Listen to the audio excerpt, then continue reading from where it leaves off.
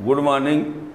Physics में एक अच्छा टॉपिक है अभिकेंद्र त्वरण, और अभिकेंद्र त्वरण के बाद अभिकेंद्र बल, है ना।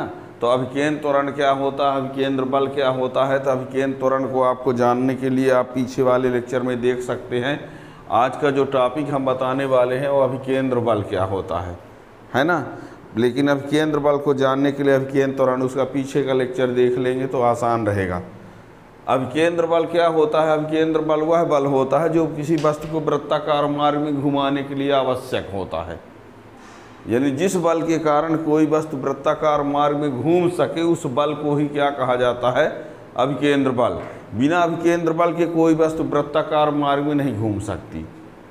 यदि कोई वस्तु वृत्ताकार मार्ग में घूम रही है तो उसको घुमाने के लिए जिस बल की ज़रूरत पड़ती है उस बल को कहा जाता है अभिकेंद्र बल। यदि किसी वस्तु को अभिकेंद्र बल कहीं से मिल रहा है तभी वो वृत्ताकार मार्ग में गति करेगी, और यदि अभिकेंद्र बल नहीं मिल रहा है तो वृत्ताकार मार्ग में गति नहीं करेगी। हम एक एग्जाम्पल की बात करते हैं, देखना। मान लीजिए एक पत्थर को एक रस्सी से बांध करके अब घुमा रहे हैं। ये है रस्सी, ये क्या है, रस्सी, उसमें एक पत्थर बंधा है, ऐसे घुमा रहे हैं, ठीक है ना। ठीक है, तो जब वो पत्थर को घुमा रहे हैं तो कहेंगे ये वृत्ताकार मार्ग में घूम तो रहा है, तो इसको अभिकेंद्र बल कहाँ से मिल रहा है, रस्सी के खिंचाव से। किससे मिल रहा है, जैसे जिस रस्सी से एक पत्थर को रस्सी में बांध कर ऐसे घुमाओगे यदि तो पत्थर घूमेगा, तो उसको अभिकेंद्र बल कौन दे रहा है, रस्सी का खिंचाव, रस्सी का। लगता होगा ऐसा ना होता होगा सर, मान लो रस्सी टूट जाए, रस्सी तो क्या वो गोल गोल घूमते रहेगा, नहीं घूमेगा ना। क्यों नहीं घूमेगा, क्योंकि जब रस्सी टूट गई तो अभिकेंद्र बल मिलना बंद हो गया। रस्सी टूट गई तो अभिकेंद्र बल मिलना, जैसे ही अभिकेंद्र बल मिलना बंद हो जाएगा तो थोड़ी कि अपने आप घूमती रह जाएगी। यहाँ रस्सी यहाँ पर होने पर रस्सी टूटी तो ये इधर चला जाएगा। मान लो यहाँ पहुँचा था तब रस्सी टूटेगी तो यहाँ आ जाएगा। मान लीजिए यहाँ पहुँचा था तब रस्सी टूटी तो ये यहाँ चला जाएगा, और यदि यहाँ होने पर रस्सी टूटी तो ये इधर चला जाएगा, ठीक है ना। यानी जब रस्सी टूट गई तो अभिकेंद्र बल मिलना बंद हो गया तो पत्थर फिर वृत्ताकार मार्ग में न घूमेगा, वो किसी एक दिशा में चला जाएगा, ठीक है ना। सर जैसे मौत कुआं में जो गाड़ी उड़ी चलाते हैं तो उनको वो भी अभिकेंद्र बल के कारण ही वो नहीं गिरते हैं, चला लेते हैं। एक बाल्टी में पानी भर लो और ऐसे आप घुमाओ, पानी नहीं गिरता है। बाल्टी ऊपर हो जाएगी तो भी न गिरेगा, तेज़ी से घुमाओगे तो। क्यों, क्योंकि जब बाल्टी को ऐसे घुमाते हो तो अभिकेंद्र बल की ज़रूरत पड़ती है। तो अभिकेंद्र बल कौन देता है, बाल्टी और बाल्टी में भरा पानी मिलकर अभिकेंद्र बल प्रदान करते हैं। पानी और बाल्टी और बाल्टी में भरा पानी दोनों मिलकर उसको क्या प्रदान करते हैं, अभिकेंद्र बल प्रदान करने में बिजी रहते हैं, तो वो पानी नहीं गिरता है।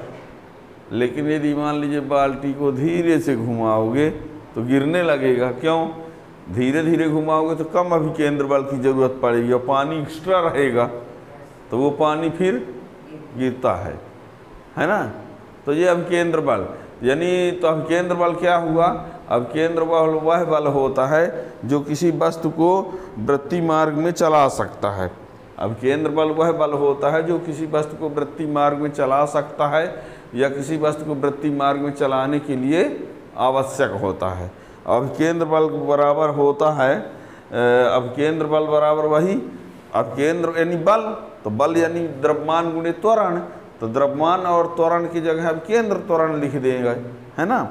और अभिकेंद्र बल की दिशा भी वही क्या होती है, मार्ग के केंद्र की तरफ, ठीक है ना। तो अभिकेंद्र बल,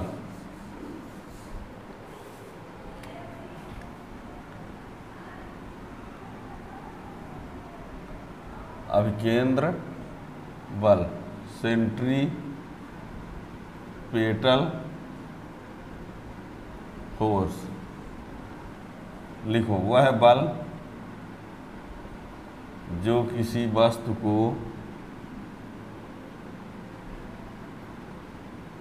वृत्तीय मार्ग में घुमाने के लिए आवश्यक होता है अभिकेंद्र बल कहलाता है।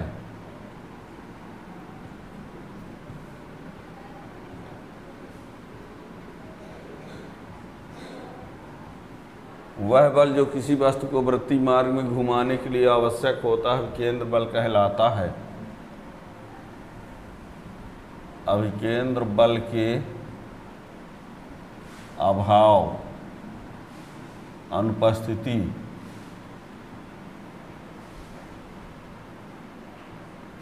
में वृत्तीय गति संभव नहीं है।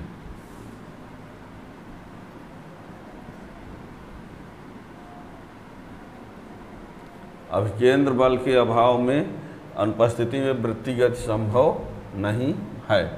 एक लाइन ये लिख देते हैं, अभिकेंद्र बल की दिशा,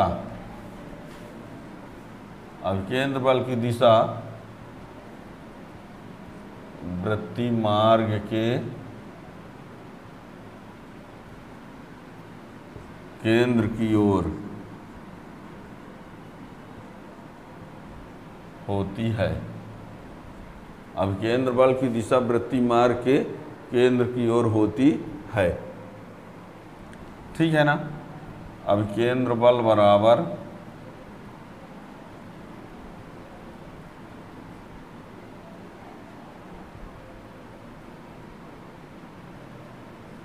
द्रव्यमान गुणे अभिकेंद्र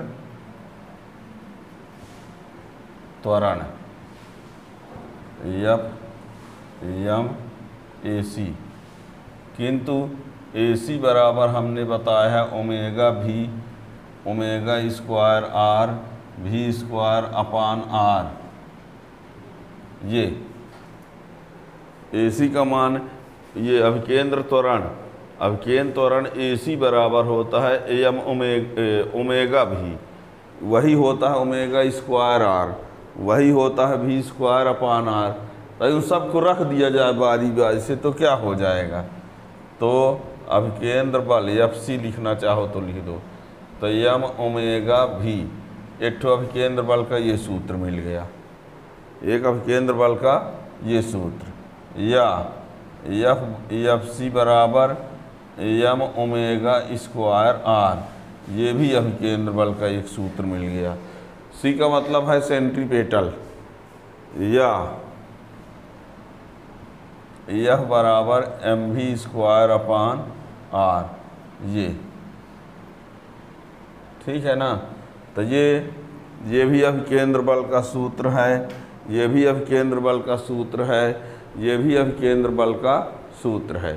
तो ये सब के सब अभिकेंद्र बल के लिए क्या हो गए, सूत्र। ठीक है ना। अभिकेंद्र बल हमने कह दिया कि वह बल होता है जो किसी वस्तु को वृत्तीय मार्ग में घुमाने के लिए आवश्यक होता है। यदि अभिकेंद्र बल नहीं मिलता है तो वस्तु वृत्तीय गति नहीं करेगी।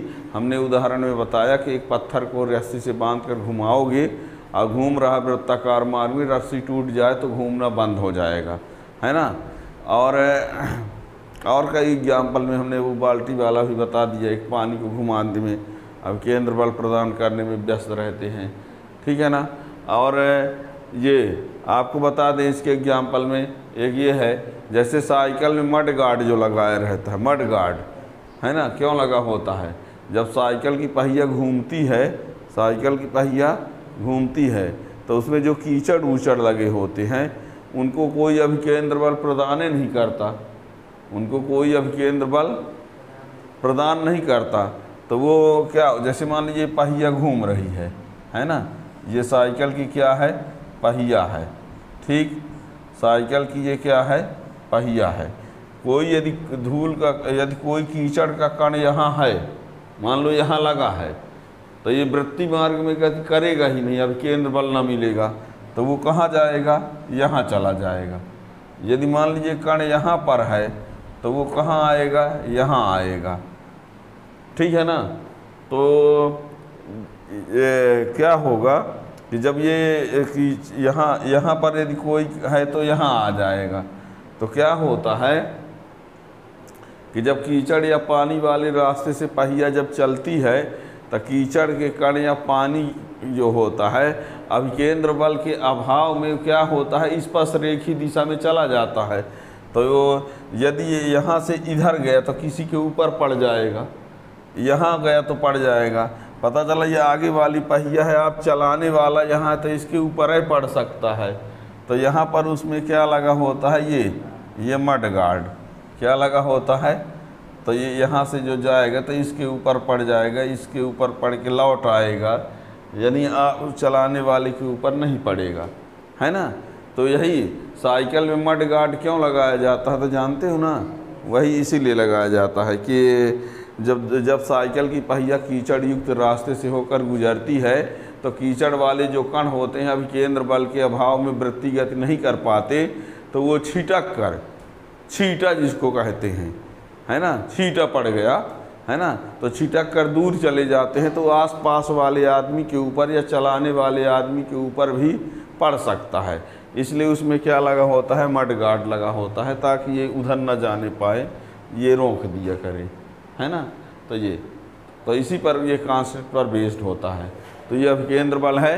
अभिकेंद्र बल के कुछ एग्जाम्पल हैं, उनसे बहुत क्वेश्चन आप लोगों को पढ़ना पड़ेगा, तो इसके लिए नेक्स्ट वीडियो में देखेंगे। आज इसमें इतना ही अभिकेंद्र बल के लिए।